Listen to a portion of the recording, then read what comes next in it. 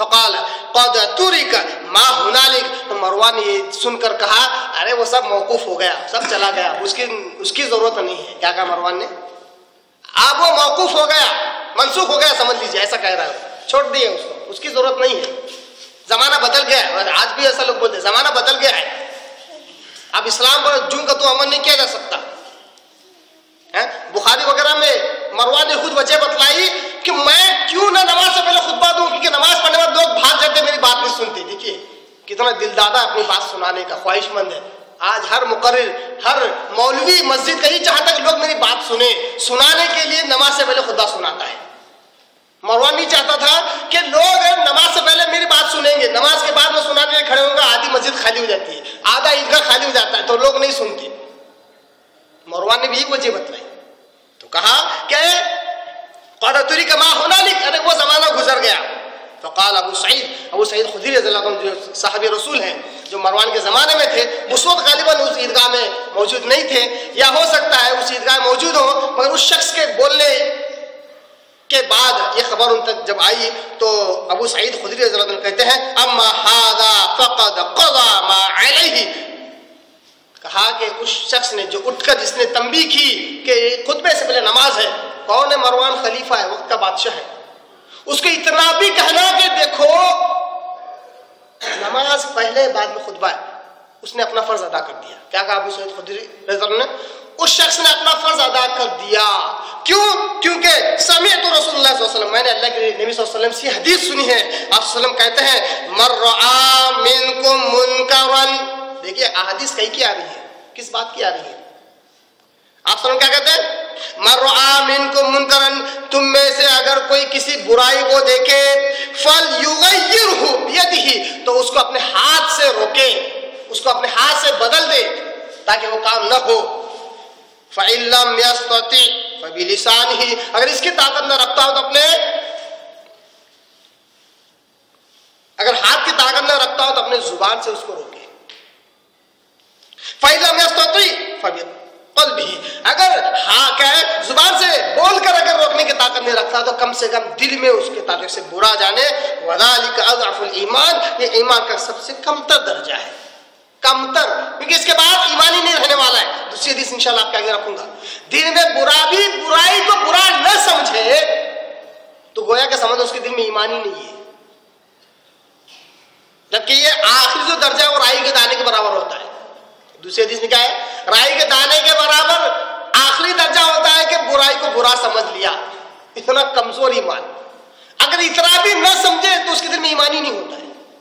یہ حدیث صحابی رسول نے ابو سعید خدری رضی اللہ عنہ نے بیان کر کے کیا کہا؟ اس نے اپنا فرض ادا کیا. کیوں؟ ہاتھ سے تو نہیں روک سکتا تھا، زبان سے اس نے کہہ دیا کافی ہے، روکا نہیں، حالانکہ بدل دیا. اس کو کیا ہے؟ دیکھیے الفاظ کیا ہے؟ فَلْيُغَيِّرُهُ، اس کو تبدیل کرے. تغیر کہتے ہیں بدلنے کو، ہے نا، تبدیل کرنے کو، چینج کرنا. جو عمل کرنے جا رہا ہے اس کو بتلا دیا کہ دیکھو سنت پہلے نماز ہے بعد میں خطبہ ہے، سنت. اس نے کہا نہیں پہلے خطبہ بعد میں نماز. وہ زمانہ گزر گیا، لوگوں کے آگے بات آ گئی. معلوم ہوا کہ جو چیز سنت سے ثابت ہے اس کے بارے میں کم سے کم کہہ دینا بھی کافی ہے کہ یہ ہے. اس وقت سنت سے بات ثابت تھی کہ نماز پہلے خطبہ بعد میں ہے. تو صحابی رسول نے حدیث بیان کر کے کہا کہ یہ سب سے کم درجے کا ایمان ہے. انشاءاللہ اس حدیث پر اور وضاحت کروں گا. اس کے بعد والی ایک اور حدیث صحیح مسلم کی ہی حدیث نمبر 50 اس حدیث سے راوی حضرت عبداللہ ابن مسعود رضی اللہ تعالیٰ عنہ ہے. حضرت عبداللہ ابن مسعود رضی اللہ عنہ کہتے ہیں ان رسول اللہ صلی اللہ علیہ وسلم قال، اللہ کے نبی صلی اللہ علیہ وسلم نے فرمایا ما من نبی بعثہ اللہ فی امت قبلی الا کان له من امتی حواریون. آپ صلی اللہ علیہ وسلم کہتے ہیں مجھ سے پہلے جتنے انبیاء ہو گزرے ہیں، ہر نبی کے لیے اللہ تبارک تعالیٰ نے ان کے مددگار رکھے تھے. ہر نبی کے لیے اللہ تبارک تعالیٰ نے ان کے مددگار حواری رکھے تھے.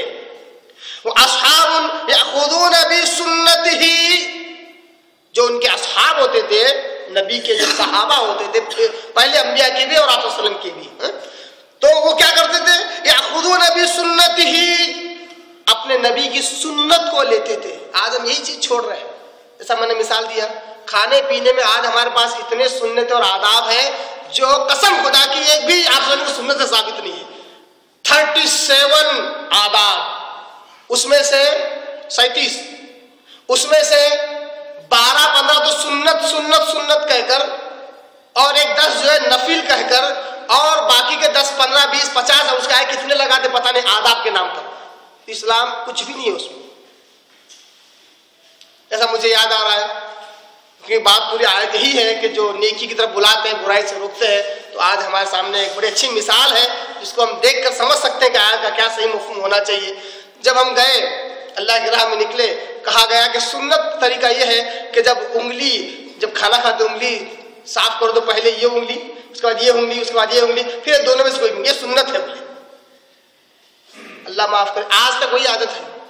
غلطی سے پھر کبھی اس کو کھا لیتا ہوں، مطلب صاف کر لیتا ہوں انگلی.